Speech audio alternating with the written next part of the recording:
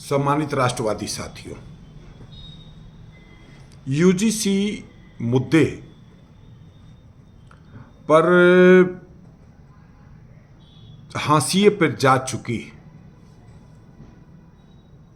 Bharatiya Janata party, केंद्र की सरकार और पूज्य मोहन भागवत जी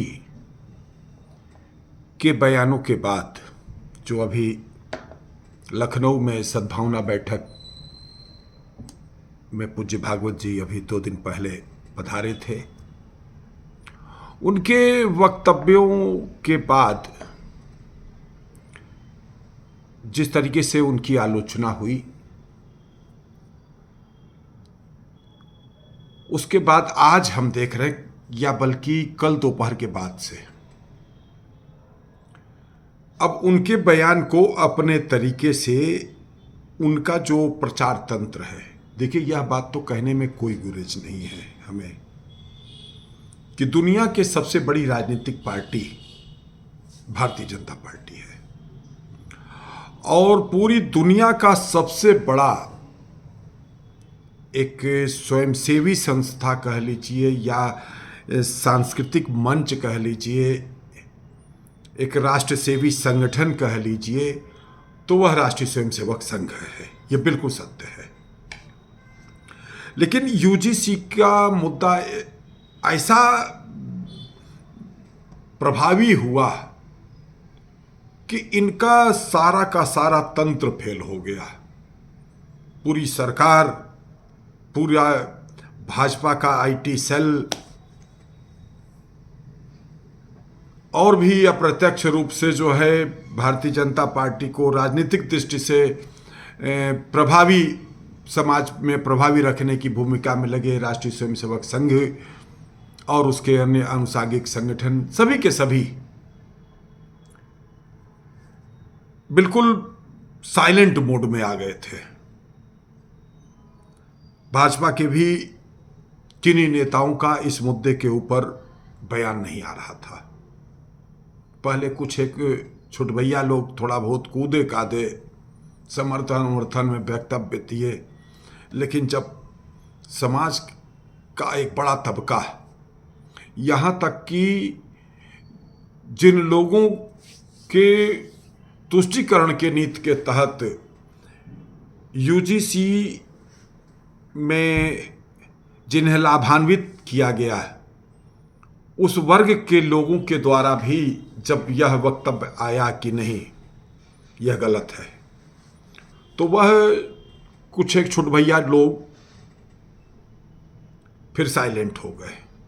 अब इधर कल दोपहर के बाद से मैं देख रहा हूं कि नए तरीके से प्रयास किया जा रहा है कि किसी तरीके से, जिस तरीके से वकील किसी मुद्दे की वकालत करता है, कहा जाता है कि कभी कभी लगता है कि यह केस किसी भी स्थिति में नहीं जीता जा सकता है, लेकिन वकील कोई ना कोई पॉइंट ढूंढ ढांड करके कोई ना कोई तरीके से जो है जज के सामने, चाहे गलत तरीके से सबूत इकट्ठा करके वह केस जीतने का प्रयास करता है। कभी कभी जीत भी हासिल हो जाती है।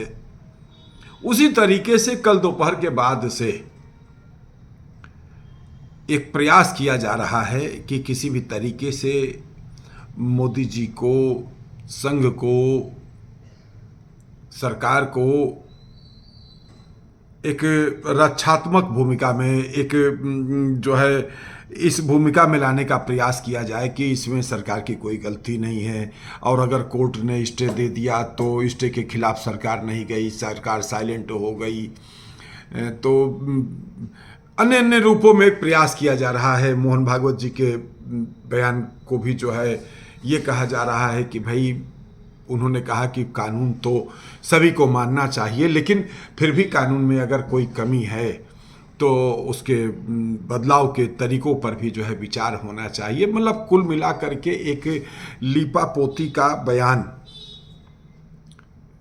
आया और उस पर कुछ एक उनके समर्थक जो है बयानबाजी कर रहे हैं। इस स्थिति में मैं श्रीनिवास राष्ट्रवादी, जो एक स्वयंसेवी संस्था भारत रक्षा दल ट्रस्ट का कार्यकर्ता हूं, और हम यह मानते हैं, हमारी संस्था का भी एजेंडा भारत हिंदू राष्ट्र है। राष्ट्र सेवी संगठन के रूप में जनसंख्या नियंत्रण कानून, समान नागरिक संहिता, हमेशा से हम लोग एक देश एक विधान मांग रहा है, हिंदुस्तान के मुहिम को आगे बढ़ाने में लगे रहे। और इस घटना के बाद मन आहत हुआ और लगातार हम सरकार के इस यूजीसी के प्रस्तावित बिल का विरोध करते आ रहे हैं, और उस बिल के विरोध में भी लगातार कई बार हमने जो है अपनी बात अपने वीडियो के माध्यम से, अपने भारत रक्षा दल ट्रस्ट के यूट्यूब चैनल के माध्यम से आप साथियों तक पहुंचाने का प्रयास किया है, और आज हम फिर से यह बात कहना चाहते हैं। देखिए, सहजता के साथ इस बात को सरकार को मान लेना चाहिए। संघ और भारतीय जनता पार्टी के नेताओं को भी यह मान लेना चाहिए कि गलतियां हो जाती हैं, हम इंसान हैं, अवगुणों का हम सब पुतला हैं। ठीक है, सत्य तो यह है कि देखिए, आपके दिमाग में एक बात आया कि उत्तर प्रदेश में पीडीए के नाम पर एक पार्टी जिस तरह से लोकसभा चुनाव में उसने एक बड़ा प्रदर्शन किया, कहीं ऐसा न हो कि आने वाले निकट भविष्य में वही प्रदर्शन, देखिए यह बात तो मानना ही पड़ेगा कि पिछले लोकसभा चुनाव में उत्तर प्रदेश का भाजपा का प्रदर्शन, जहां 80 की 80 सीटें जीत रहे थे, बहुत निगेटिव चला गया। और ये सत्य है कि बनारस में भी बहुत ढंग से अगर न लगा गया होता तो वास्तव में ये भी हो सकता था कि प्रधानमंत्री जी ही चुनाव हार जाते। 1.5 लाख के वोट से प्रधानमंत्री जी का निर्वाचन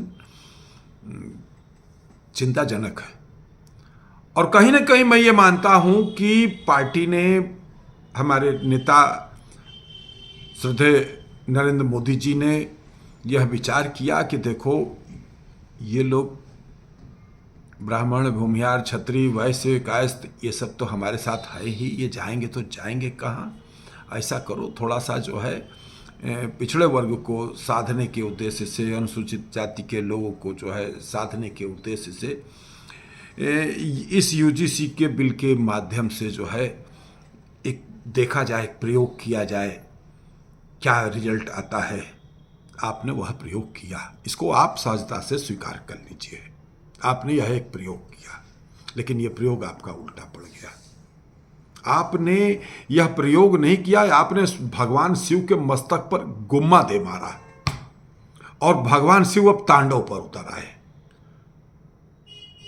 तो तांडव क्या है? सवर्ण समाज ने आपके इस नीति का खुला विरोध करना शुरू कर दिया। अंदरूनी तौर पर आपके पार्टी के तमाम बड़े बड़े नेता भी जो है, ठीक है, आज सत्ता का सुख भोगने के लिए पार्टी के प्रभावशाली भूमिका में हैं। देखिए, हम भी जानते हैं, हमारा देश मुट्ठी भर मुगल आए थे, आक्रांता के रूप में आए थे, लेकिन हमारे आपके बीच में कुछ फूट के कारण, आपस में मतभेदों के कारण वह एक लंबे समय तक शासक की भूमिका में रहे। आज वही स्थिति है। आपकी पार्टी में बहुत से लोग सत्ता सुख भोगने के उद्देश्य से चुप हैं, साइलेंट हैं, लेकिन अंदरूनी वो भी नाराज हैं, लेकिन वो बोल नहीं रहे हैं। आपने एक प्रयोग किया, प्रयोग मान लीजिए कि असफल रहा। अब 2 लाइन में अगर आप यह बात कह देते हैं तो कितना समाज का भला होता है। आप न कहिए, पार्टी, देखिए, आज जब भी यह बात मेरा मानना है, कांग्रेस का विनाश क्यों हुआ, कांग्रेस क्यों सत्ता से बाहर हो गई? क्योंकि कांग्रेस का सत्ता और संगठन दोनों एक हो गया था।